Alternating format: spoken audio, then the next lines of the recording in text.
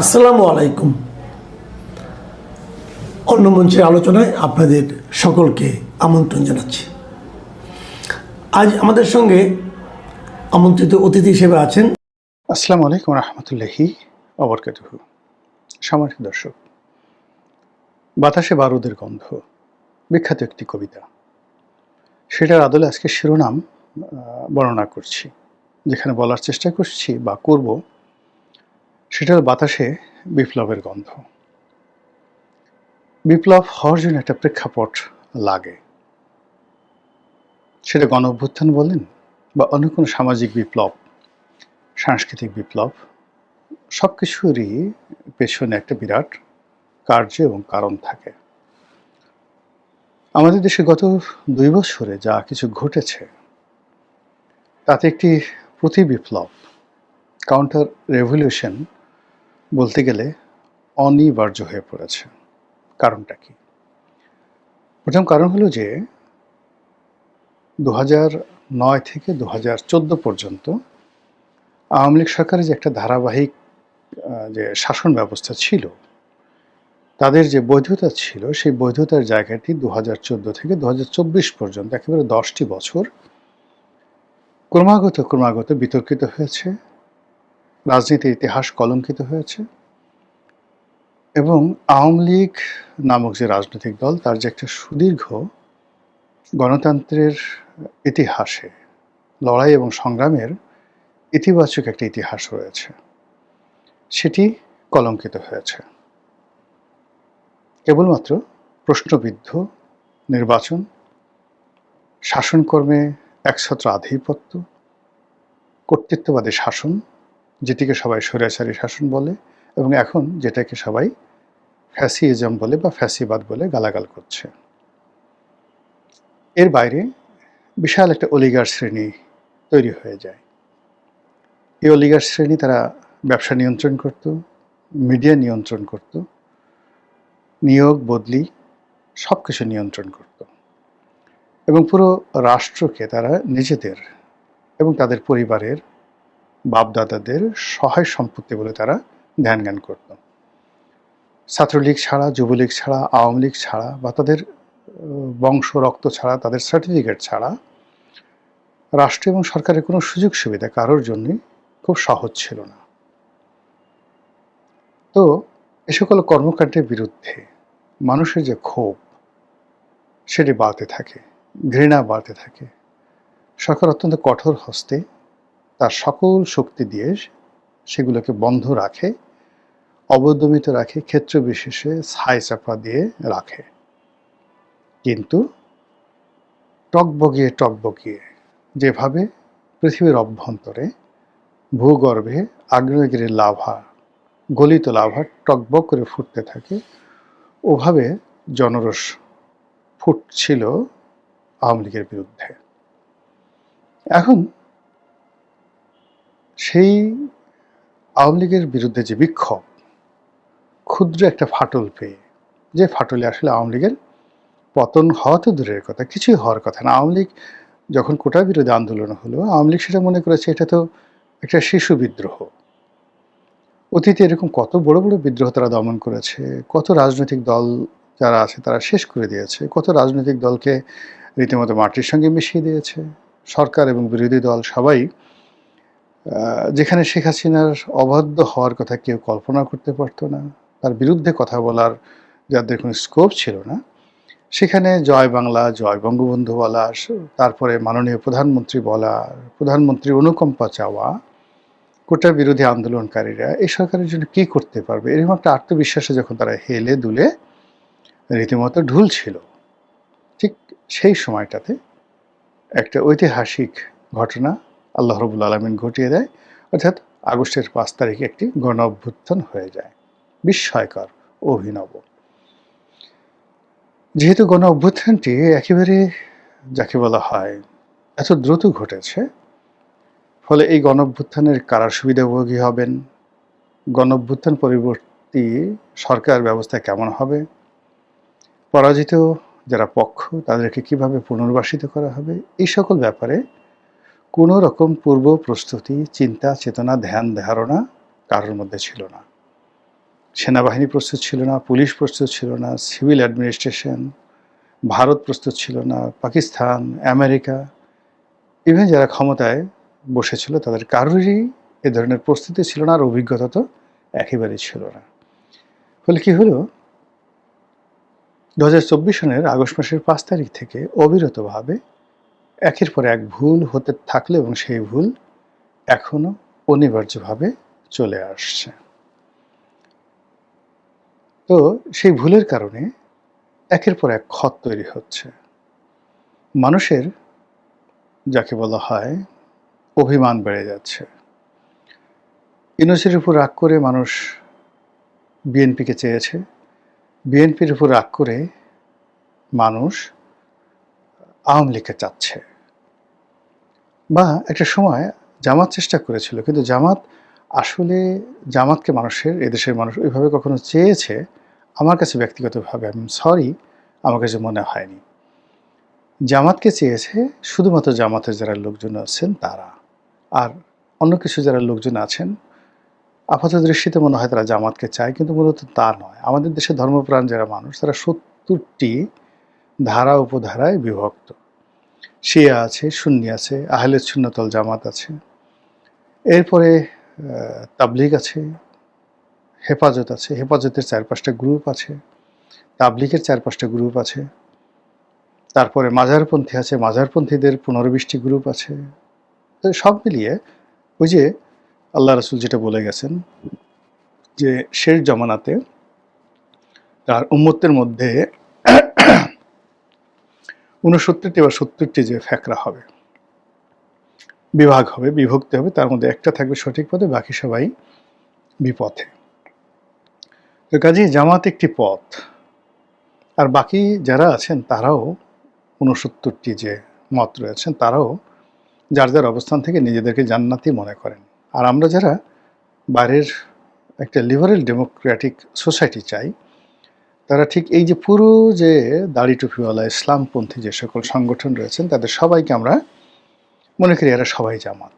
চরমনাইও জামাত, হেফাজতও জামাত, শর্ষিনাও জামাত, আট্রসিও জামাত, এরকম একটা ধ্যান ধারণা, ইনকলাবও জামাত, সংগ্রামও জামাত। কিন্তু ঘটনা কিন্তু আসলে তা নয়। ফলে কি হলো, এই ডক্টর মোহাম্মদ ইউনূসের জামানাতে পুরো ইসলামিক কমিউনিটিকে এক ছাতার তলে নেয়ার জন্য জামাতের যে চেষ্টা ছিল, ডক্টর মোহাম্মদ ইউনূসের যে চেষ্টা ছিল, বা অন্য যে আর্মির যারা লোকজন ছিলেন, গোয়েন্দা সংস্থার লোকজন ছিলেন, তাদের যে চেষ্টা ছিল, সেটা অভিজ্ঞতার কারণে বা অনভিজ্ঞতার কারণে সেটা বুমেরাং হয়ে যায়। বুমেরাং হয়ে ডক্টর মোহাম্মদ ইউনূসের বিরুদ্ধে যে ক্ষোভ, এটি বাড়তে থাকে। যে মানুষ বা যে জনগণ একসময় তাকে বরণ করে নিয়েছিল, যারা চেয়েছিল দীর্ঘদিন উনি থাকুন, তারা খুব দ্রুত তাকে তাড়ানোর জন্য পাগলপাড়া হয়ে পড়ল। এনসিপি, তারপর সমন্বয়ক, এরপর জুলাই বিপ্লবী, তাদের মধ্যে বহু সংখ্যক গ্রুপ হয়ে গেল। যারা নিহত হয়েছেন তাদের একটা গ্রুপ, যারা আহত হয়েছেন, যারা চোখ হারিয়েছেন, যারা হাসপাতালে চিকিৎসাধীন রয়েছেন, সকলের মধ্যে একটা গ্রুপ হয়ে গেল। যারা মন্ত্রী পরিষদে গিয়েছেন, যারা এনসিপির বড় বড় পদ পেয়েছেন, যারা পাননি, সব মিলিয়ে দেখা গেল যে বিপ্লবের পক্ষের যে শক্তি, তাদের মধ্যেও প্রায় 70টি শাখা প্রশাখা তৈরি হয়ে গেল। আবার ডক্টর মোহাম্মদ ইউনূসের যে ক্যাবিনেট, সেই ক্যাবিনেটে মূল cabinet, kitchen cabinet, Chittagong cabinet, গ্রামীণ ব্যাংক ক্যাবিনেট, বান্ধবী ক্যাবিনেট, বন্ধু ক্যাবিনেট, আত্মীয় ক্যাবিনেট, সব মিলিয়ে এখানে প্রায় 7-8টি গ্রুপ হয়ে গেল। কার যে ক্ষমতায় বেশি সেটা আমরা বুঝতে পারলাম না। লামিয়া মোর্শেদের ক্ষমতায় বেশি, না প্রেস সচিব শফিক সাহেবের ক্ষমতায় বেশি, আসিফ নজরুলের ক্ষমতায় বেশি, নাকি আদিলুর রহমানের ক্ষমতায় বেশি, সৈয়দা রেজওয়ানা হাসান ওনার ক্ষমতায় বেশি, নাকি নূরজাহান বেগমের ক্ষমতায় বেশি, এটা আমরা বুঝতে পারিনি। কিন্তু এর মধ্যেই সরকারের ক্ষমতার পট পরিবর্তন হলো এবং আকস্মিকভাবে এত দ্রুততার সাথে তারেক রহমান সাহেব বাংলাদেশে এলেন, ক্ষমতায় বসলেন এবং তার প্ল্যান দিলেন, আই হ্যাভ এ প্ল্যান। তারপর প্রধানমন্ত্রী হলেন এবং এখন তিনি প্রধানমন্ত্রী হয়ে সারা বাংলাদেশে, কেউ বলছেন হযরত উমর হওয়ার চেষ্টা করছেন, কেউ বলছেন আল্লাহ রাসূলের সাহাবীরা যেভাবে দায়িত্ব পালন করতেন ঠিক ওইভাবে তিনি রাষ্ট্রীয় দায়িত্ব পালন করে যাচ্ছেন। কেউ বলছেন তিনি তারেক রহমান সাহেব হলেন শহীদ প্রেসিডেন্ট জিয়াউর রহমানের কার্বন কপি। আর তারেক রহমান সাহেব নিজে বারবার দেশ জাতিকে বোঝানোর চেষ্টা করছেন যে তার অসাধারণ একটা পারিবারিক শিক্ষা আছে, তার বাবা মোরালি নৈতিকভাবে তাকে মানুষ করেছেন, তাকে অনেক শিখিয়েছেন এবং তাকে শিক্ষা দেওয়ার জন্য মাঝে মধ্যে পিটুনি দিয়েছেন, মানে ছ্যাঁচা দিয়েছেন। জিয়াউর রহমান সাহেব তার কান ধরে কিভাবে টেনে নিয়ে গেছেন, কানের কোন অংশে তিনি টান দিচ্ছেন, উপরের অংশে না নিচের অংশে, সেটা জনাব তারেক রহমান সাহেব তিনি তার নিজের কান ধরে সেটা তিনি দেখিয়ে দিয়েছেন যে এইভাবে তার বাবা তাকে কান মলে নয়, কান ধরে টেনে হিসড়ে তাকে নিয়ে তার বাসার একজন কাজের লোক বা মানে যাকে আমরা গৃহকর্মী বলি বা সাহায্যকারী বলি, তাদের কাছে তিনি মাপ চাইয়েছেন, সরি বলিয়েছেন। তো এই কথাগুলো তারেক রহমান সাহেব বলছেন মনের আনন্দে, উদারভাবে বলছেন এবং এটার প্রতিক্রিয়া কী হতে পারে, এটার নেতিবাচক ইতিবাচক কী হতে পারে তিনি এ সকল চিন্তা করছেন না। তিনি মনে করছেন এই কথাগুলো বললে তিনি যে খুব পারিবারিকভাবে সৎ এবং শিক্ষিত, তার পরিবার যে অনেক কিছু তাকে শিখিয়েছে, এটা জাতির সামনে প্রমাণিত হবে। তিনি বলার চেষ্টা করছেন নিজের অজান্তে তিনি শৈশবে খুব দুষ্ট ছিলেন, ভীষণ রকম দুষ্ট ছিলেন।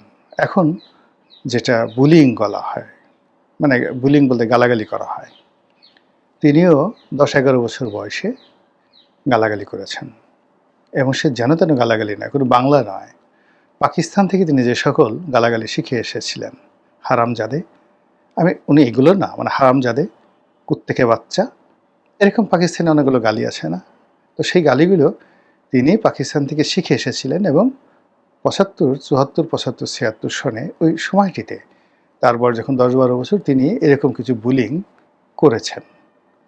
এখন এটা অত্যন্ত সরল স্বভাবক্তি, ওই বয়সে সবারই হয়, মোরাললেস ছোটোকালে এরকম অনেক অনেক কিছু করে, সেই কথাগুলো তিনি বলছেন। কেন বলছেন, কী কারণে বলছেন সেটা আমি বলতে পারবো না। নিঃসন্দেহে তার মনে হয়েছে এটা দ্বারা তিনি মানুষজনকে একটা মেসেজ দিতে চাচ্ছেন যে প্রাতিষ্ঠানিক শিক্ষা যাই থাকুক না কেন, পারিবারিক শিক্ষা এবং পারিবারিক শাসন যেটা শৈশবে তিনি পেয়েছেন ওটা এখনকার সমাজে নেই এবং এটা এখন খুব জরুরি। তিনি মানুষদেরকে নৈতিকভাবে শিক্ষিত করতে চাচ্ছেন এবং এটির কারণে তিনি সে ড্রিম সোসাইটি, যেটি মার্টিন লুথার কিং জুনিয়র, আপনারা জানেন যে দুজন মার্টিন লুথার কিং ছিলেন, একজন সিনিয়র, দুজনে ধর্মপ্রচারক, খ্রিস্টান যাজক ছিলেন। তো যিনি জুনিয়র তিনি আমেরিকাতে আততায়ীর হাতে নিহত হয়েছিলেন, তার একটা বিখ্যাত উক্তি ছিল আই হ্যাভ এ ড্রিম। তো সেটার আদলে তিনি বলেছেন আই হ্যাভ এ প্ল্যান, এবং পরবর্তীতে সেটা আবার চিন্তা করলেন যে আই হ্যাভ এ প্ল্যান এটা অনেকটা ডিক্টেটর ভাব এসে যায়, হিটলার ভাব এসে যায়, মুসলিনি ভাব এসে যায়। দেন হি চেঞ্জ ইট অ্যান্ড তিনি বললেন যে উই হ্যাভ এ প্ল্যান, আমাদের সকলের একটা সম্মিলিত পরিকল্পনা আছে। ভালো কথা। তো সেই পরিকল্পনাটা যে স্বপ্ন, সেই পরিকল্পনাটার সঙ্গে বর্তমানের চাইতে অতীত এবং ভবিষ্যৎ দুটো বেশি অঙ্গাঙ্গিভাবে জড়িত। অতীত হলো তার বাবা যে সকল কর্ম করেছেন, যেমন খাল কেটেছেন এটা, আর ভবিষ্যৎ হলো এই বাংলাদেশে একটা মানে কার্ডের সোসাইটি হবে, যেখানে আপনি যাবেন আপনার কাছে একটা আলাদিনের চেরাগ থাকবে, একটা কার্ড থাকবে, সেটা ঘষা দিবেন, ঘাটাঘাট ঘ্যাসাঙ্গাস সব কিছু হয়ে যাবে। চাল ডাল আটা ময়দা থেকে শুরু করে চুল কাটা পর্যন্ত সব জায়গাতে আপনি কার্ড ফ্যাসিলিটিস পাবেন, তেল কেনা থেকে শুরু করে সব জায়গাতে। এটা একটা স্বপ্নের জগৎ। আর অতীত যেটা আছে, অতীতের যেটা একটা রোমন্থন, কিন্তু এরই মধ্যে বাস্তবে যে অনেকগুলো সমস্যা, সেই সমস্যার কারণে তার দীর্ঘদিনের যারা বন্ধু তারা তাকে ছেড়ে গেছেন। যদি বলা হয় গিয়াসউদ্দিন আল মামুন এখন কোথায়, তার তো বিশ্বস্ত বন্ধু। গিয়াসউদ্দিন আল মামুনকে কেনার জন্য শেখ হাসিনা এমন কোনো চেষ্টা নাই যে করেননি। কিন্তু তিনি বিক্রি হননি। গিয়াসউদ্দিন আল মামুনকে দিয়ে তারেক জিয়ার বিরুদ্ধে বক্তব্য দেওয়ার জন্য, এখন ওই সময়টাতে যারা 111-এর সময়, যেমন ধরুন সেই একসময় স্বরাষ্ট্রমন্ত্রী তার খুব কাছের ছিলেন, তো তিনিও তো ডিজিএফআইয়ের কাছে তারেক রহমান সাহেবের বিরুদ্ধে বহু বক্তব্য দিয়েছেন, মিস্টার বাবর। কিন্তু মামুন তো এই কাজটা কখনো করেনি। সে তার বন্ধুত্ব বজায় রেখেছে। তারেক রহমান সাহেবের যত গোপন তথ্য এখনো পর্যন্ত একটা টু শব্দ তিনি করেননি। তারেক জিয়ার মনোরঞ্জনের জন্য, তার ব্যবসা বাণিজ্যের জন্য, তার জন্য গিয়াসউদ্দিন আল মামুন তার নিজের পরিবারের ব্যক্তিগত জীবন যৌবন সব তছনছ করে দিয়েছেন। পুরো আওয়ামী লীগ জমানাতে সে জেলখানাতে ছিলেন এবং আমি তার সাথে 15 দিন 50 দিন ছিলাম। একটিবারের জন্য তিনি বলেননি তারেক জিয়া তার বন্ধু, বা কোনো কথা এত চেষ্টা করেছি, একটা পার্সোনাল জিনিস তিনি কখনো শেয়ার করেননি। তো এইরকম বন্ধু হামিম বিশ্বস্ত এখন তারেক জিয়ার পাশে নেই। এটা খুবই ব্যাড সিগন্যাল। জিয়া পরিবারের দুর্দিনের বন্ধু মোসাদ্দেক আলী ফালু, তিনিও নেই, এর সঙ্গে নেই, এখন তার সঙ্গে নেই। বিএনপি রাজনীতিতে একেবারে প্রথম থেকে যিনি ছিলেন, যারা ছিলেন, যেমন জয়নাল আবেদিন ফারুক, তারপর বাবু গয়েশ্বরচন্দ্র রায়, এরকম আরও অনেকের নাম আমি বলতে পারবো। এবং ইভেন যে উত্তরবঙ্গের যে একজন আছেন আসাদুল হক দুলু, আর এক দুলু ভাই আছেন, তাকে হুইপ করা হয়েছে। কিংবা ধরুন এই যে জীবন সব কিছু শেষ করে দিয়েছেন রুহুল কবির রিজভী, কিংবা শামসুজ্জামান দুদু, কিংবা আসাদুজ্জামান রিপন, তো এই মানুষগুলো, কিংবা ধরেন এই যে আব্দুস সালাম এখন ঢাকার প্রশাসক তৈরি করা হয়েছে, তাকে বানানো হয়েছে। তো যে মানুষগুলো গত 17টি বছর, ইনক্লুডিং মির্জা ফখরুল, তারা কেউই তারেক রহমান সাহেবের এই বর্তমান যে তার যে কার্ড সোসাইটি, তার যে অতীতের ইলিউশন, এই পুরো জায়গার মধ্যে দলের ডেডিকেটেড যারা আছেন তাদের মধ্যে একমাত্র 2 থেকে 3 জন লোক যারা রাজপথে খুবই সক্রিয় ছিলেন, যেমন শহীদউদ্দিন চৌধুরী আনি, আর একটা হলো বাবুল, কৃষক লীগের বাবুল। ওনারা অনেক কষ্ট করেছেন, আবার এই সরকারের সঙ্গে তারা আছেন, তারেক জিয়ার ঘনিষ্ঠজন হিসেবে আছেন। তো এই দুজন ছাড়া দলের বাকি যারা senior junior, each and everybody frustrated, ভীষণ রকম ফ্রাস্ট্রেটেড। এর বাইরে সাংবাদিক, সাহিত্যিক, বুদ্ধিজীবী, মানে অনেককে তিনি ডাকছেন, অনেকে তিনি কথা বলছেন, কিন্তু ওটা কেস টু কেস। এখন প্রধানমন্ত্রী ডাকছেন, খেতে যাচ্ছেন, কথা বলছেন, ওটা ওই পর্যন্ত শেষ হয়ে যায়।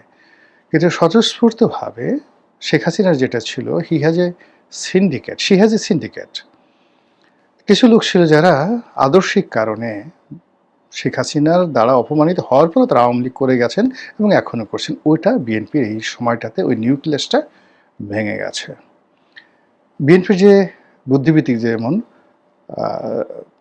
এই পুরো জগৎটাকে যিনি নেতৃত্ব দিতেন, বুদ্ধিবৃত্তিক জগৎটিকে, যিনি বা যারা, একটা হলো প্রফেসর এমাজউদ্দিন আহমেদ, ওনার নেতৃত্বে ঢাকা বিশ্ববিদ্যালয়ের যে সকল শিক্ষকরা ছিলেন, যেমন প্রফেসর ফায়েজ ছিলেন, এরপরে আনোয়ারুল চৌধুরী আরেকজন ভাইস চ্যান্সেলর তিনি ছিলেন, এভাবে আরও অনেক সিনিয়র যারা ছিলেন।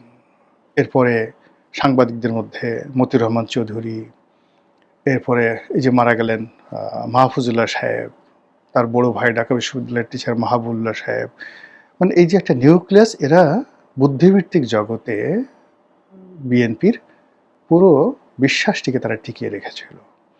আর এই বুদ্ধির যেটা সাংস্কৃতিক যেটা অংশ, এটা সেই 2009 সন থেকেই, 2009 সন না, 111-এর সময় থেকেই এটি জাইজাদিনের শফিক রেহমানের নেতৃত্বে G9 হিসেবে একটা সংগঠন করে যেভাবে বিএনপিকে সাপোর্ট দিয়েছে, পূবের চাঁদ পশ্চিমে উঠে গেলেও এই লোকটির, অর্থাৎ শফিক রেহমানের এই ঋণ শোধ করা যাবে না।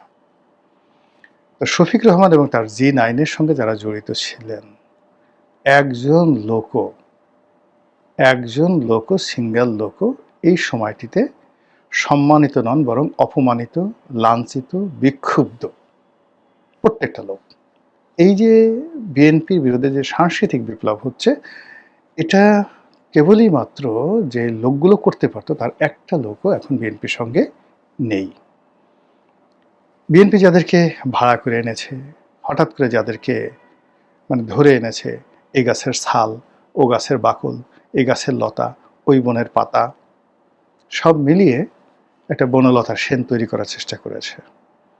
এটা কবিতাও হয়নি, কোনো কিছু হয়নি, ছড়াও হয়নি, হাট্টিমাটিমাও হয়নি।